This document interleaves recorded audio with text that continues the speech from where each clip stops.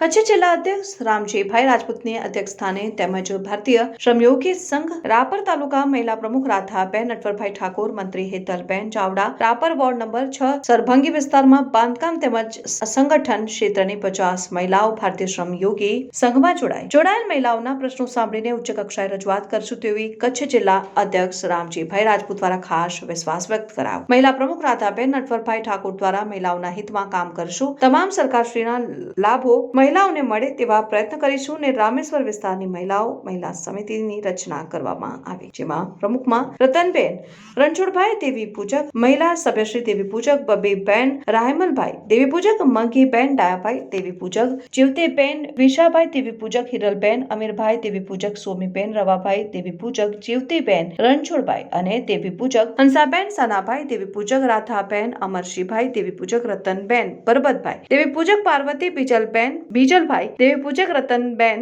હમીરભાઈ દેવી પૂજક, મંજુબેન બાબુભાઈ દેવી પૂજક, ડાઈબેન હીરાભાઈ દેવી પૂજક, કસ્તુરીબેન કારુભાઈ દેવી પૂજક, અમરીબેન રમેશભાઈ. રાપર તાલુકા મહિલા પ્રમુખ રાધાબેન ઠાકોર દ્વારા વધારે બાંધકામ અને સંગઠન ક્ષેત્રની મહિલાઓ ભારતીય શ્રમયોગી સંઘમાં જોડાયા તેવી વિનંતી કરી હતી.